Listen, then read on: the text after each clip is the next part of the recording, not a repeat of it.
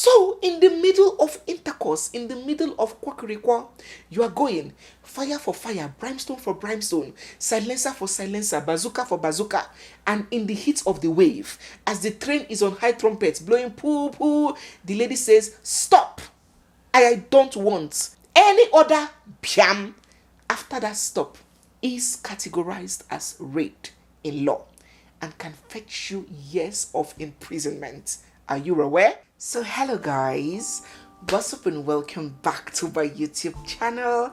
It's me, your girl Barrister Neze, and this is Nezeville. Today we are going to be discussing a real life issue, a real life case, and a real life common misconception. This topic is very, very important because I feel like so many people, either knowingly or unknowingly, in one way or the other, are guilty of this issue. And you know what we say in law? Ignorantia juris non excusat, meaning ignorance of the law does not excuse, is not an excuse. So when it comes to crimes and offenses, Oga, I beg, I don't know. I swear now my first time, I don't know, say this thing no be. Doesn't cut it. It is entirely your problem. If you do not know, you will still face the consequences, and I believe for good reason. Just imagine a society where the excuse of not knowing is acceptable. That society will be a society in anarchy, because even people that know, whenever they are caught committing a crime, they would claim that they did not know. So on that premise, it is a global legal principle, regardless of your jurisdiction, your country, wherever you are, that ignorance of the law will never excuse. And that is why you have me here, yours truly, giving you bits and snippets and inner depths of how the law works and communicating it to you in a fun and entertaining manner so you can be abreast of how these things work, stay out of trouble, and be better informed. So if you're new here, you are seeing my face for the first time, or if you've been watching without subscribing, do not shortchange yourself. Do not cheat yourself. Don't forget to hit the subscribe button, give this video a big thumbs up already, drop all your comments down in the comment section, and stay glued because we have so much more coming your way. Without further ado, let us dive right into this video.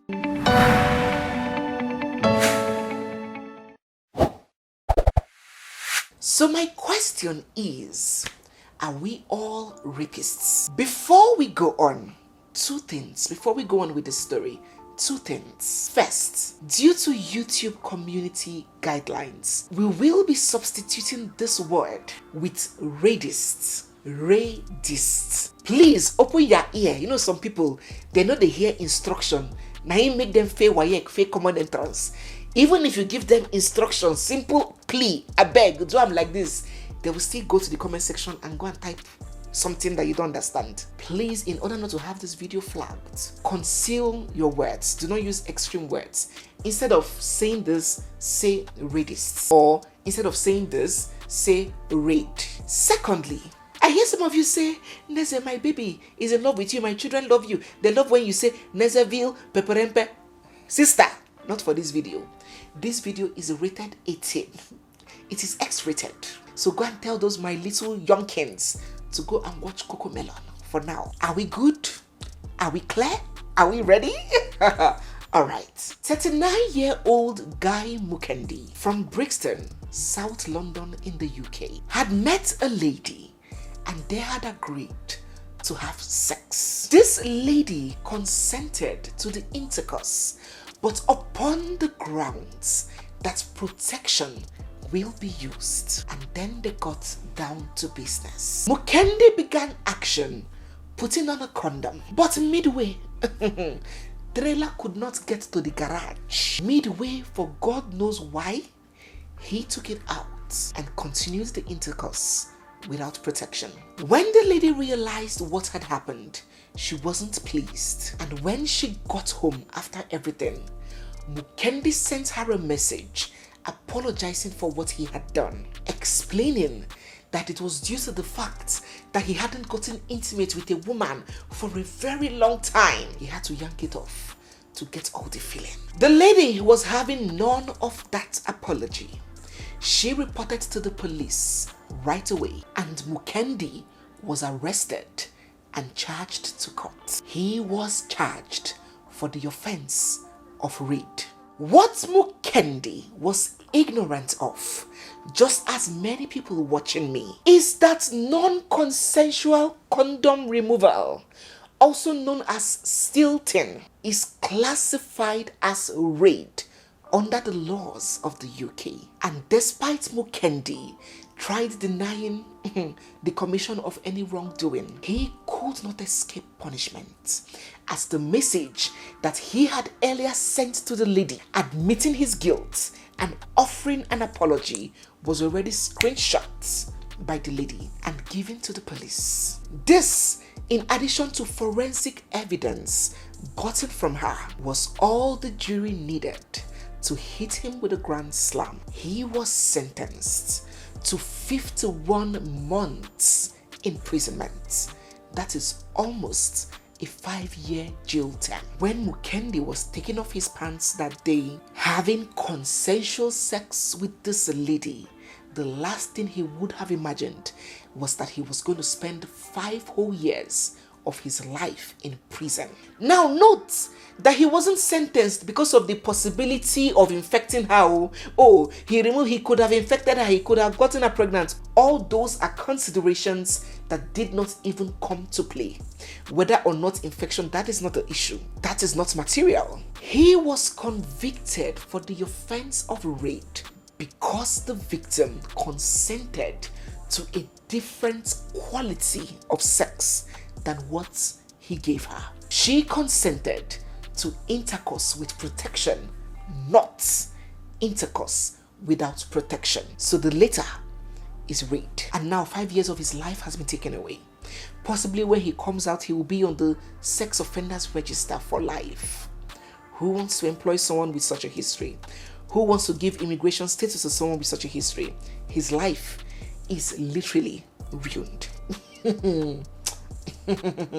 I always say that if laws were strictly enforced in Nigeria, 80% of our men, 80% of brothers, uncles, fathers, sons, husbands will be in state penitentiary. But let us leave that talk for another day. The truth is that what so many of us do not know is that many of these laws exist even in your countries. Some of them do. And yes, due to victim shaming, corruption in the police, poverty and illiteracy, many of these cases are not pursued.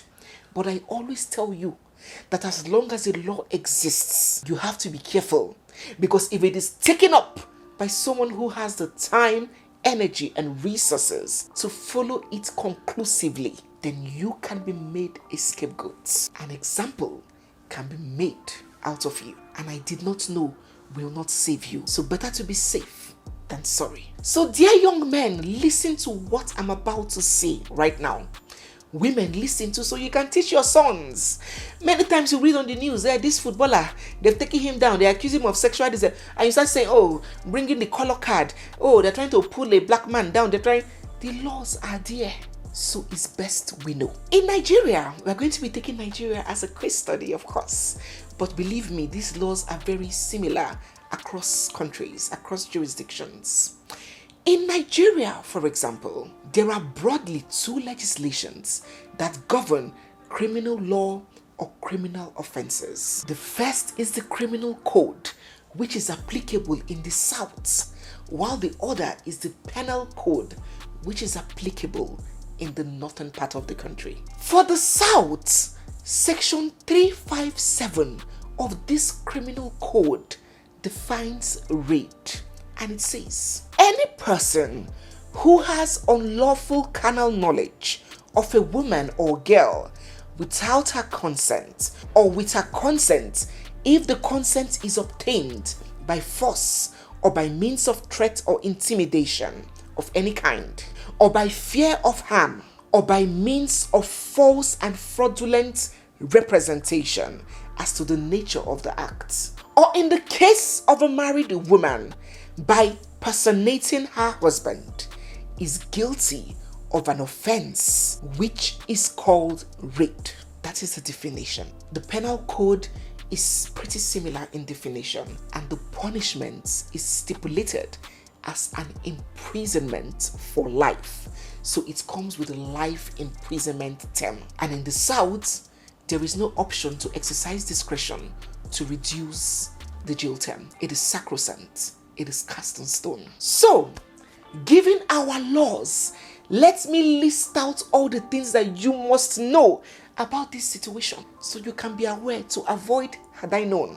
Let me list out all the facts about rape that we must have on our fingertips. First, from this definition, men are legally incapable of being raped. It is an offense that can only be committed against a woman. I'm just guessing, I think that the rationale behind this is simply biology. For a woman, due to her anatomy, she doesn't need to be interested or aroused for her to be penetrated.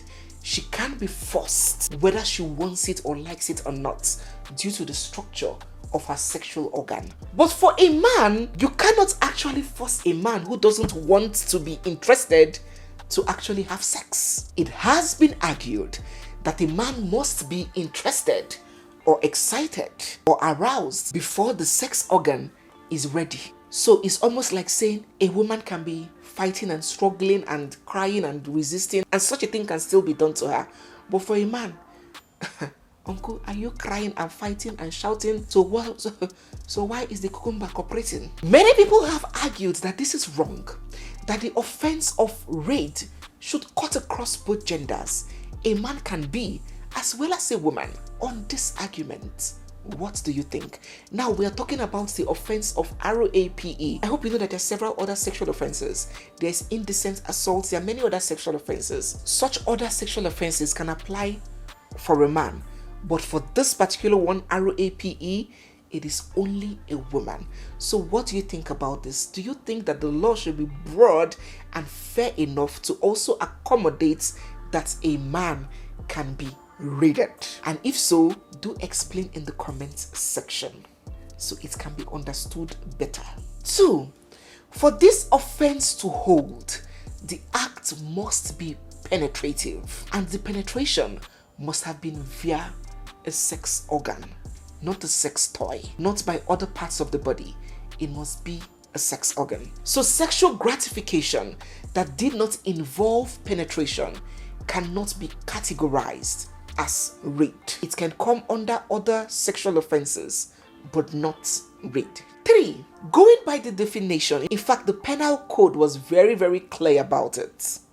In Nigeria, our laws do not have provision for spousal rape. In some other jurisdictions in the Western world, spousal rape does exist. A husband can be held guilty of raiding his wife, maybe separated wife or something, as long as it can be proven that it was unwanted, it was resisted, she didn't want it, and he forced himself on her. But in Nigeria, our laws do not take account of that. Our laws have said, Biawani, the day you said I do is the day you surrender all. Whether you want it, whether you are sick, whether you are tired, whether you are hungry, come what may, sister, rigononelu bed. At the end of the night, enter bathroom, fresh up. I want to flex. Hey, the man wants to flex. They surrender yourself. I want to flex my love. I want to impress. That is our law. There has been argument for and against this. What do you think about this? Do you think that honestly and sincerely, if a woman resists and does not want to be intimate with her husband, and the husband forces himself on her, even when she's crying or shouting, he still gets his way, do you think that spousal rape should be introduced in our laws? What do you think about this? 4, there is a concept called statutory rape, and a lot of people do not know about it. In fact, it is this one that our brothers that go abroad to UK for masters, this is the one that they used to catch them, imprison them, and deport them. Now, if you listen very carefully to this definition of rape, the element of consent is integral. What forms the core of the offense? This offense is the ingredient of consent. Now, we all know that, I wouldn't say we all know. Now, legally speaking, there are some people that are incapable of giving consent, and one of those people are children. So even if a 17-year-old or a 16-year-old says, yes, I love you, I want you to do this thing to me, we are dating, in law, it is as if she didn't say anything because she hasn't attained legal maturity. The law does not consider her mentally matured and developed enough to make informed decisions for herself. That is why children and minors act through their guardians and their parents, their legal representatives. They lack the legal ability to make decisions. So any consent obtained from someone that is below the legal age of maturity, below adulthood, is tantamount to no consent at all, and it will be treated as though you raided that person outrightly. Let us be careful. Our brothers going to school in the UK, this is where they catch you people. Oh, I didn't know. We will not save you. Ask for birth certificates. Be careful. Or you won't know they hear sorry. 5. There are other cases apart from minors where consent will be deemed not to be consent at all. Let me highlight them. Any consent given or obtained under fear, or by means of threats, or by means of intimidation of any kind, apprehension of harm, false or fraudulent misrepresentation. For example, Amaka is talking to Nedu on the phone. They are dating on the phone. They've not seen each other before. Blind date. And another guy intercepted the conversation and posed as Nedu and visited Amaka and did that thing with Amaka. Despite Amaka consented, that consent was obtained via misrepresentation. She was under the impression that she was doing it with Nedu, not you. That will also count as rape. These laws don't work. They work, they exist. Don't be a scapegoat. Rape does not only mean when you see a girl in the bush in the night and you grab her and tear her clothes. It can mean a plethora of things that you might not be aware of. 6. You can be guilty of raiding someone that you are already in an existing sexual relationship with, as long as consent was not given that day. So a boyfriend can be found guilty, or a fiancé can be found guilty of raiding who they are engaged with. So we've been doing it year in, year out, month in, month out, does not mean that that particular day consent was automatic.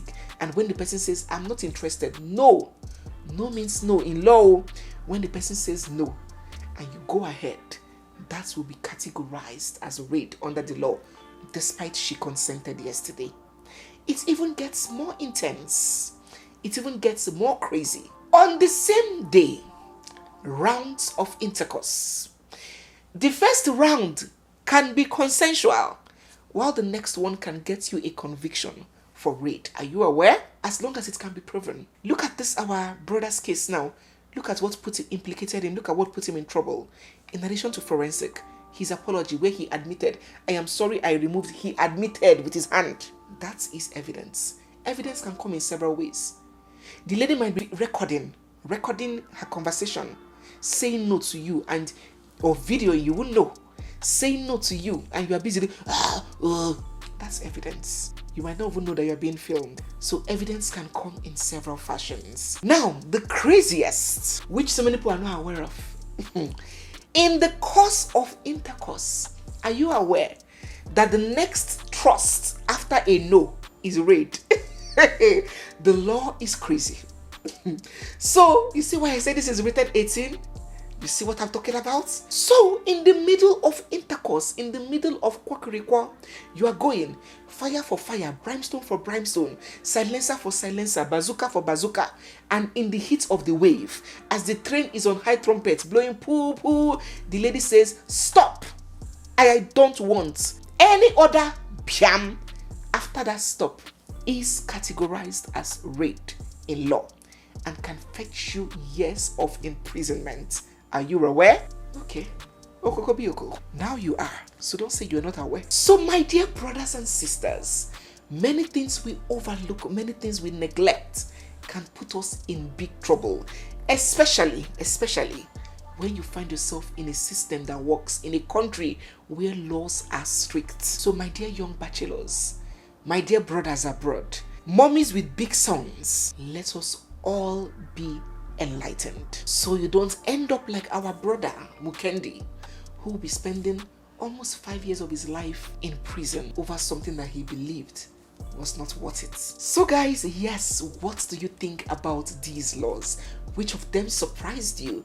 Which of them do you believe that you do not agree with? And which of them do you think should be added to this? There has even been several arguments on the punishment for rape. Some people argue that life imprisonment is not enough compared to the life torture that victims of this incident have to deal with. People have advocated for the death penalty or castration for the offense of rape. What do you think about these whole laws, and how do you think they can be better modified to protect boys and girls? Do drop all your thoughts down in the comment section. So guys, yes, we have come to the end of today's video. If you're seeing me for the first time, or if you've been watching without subscribing, don't forget to hit the subscribe button, give this video a big thumbs up, drop all your comments down in the comment section, and stay glued because we have so much coming your way. It's me, your girl Barrister Neze, and this is Nezeville. I'll see you guys in my next one. For now, bye.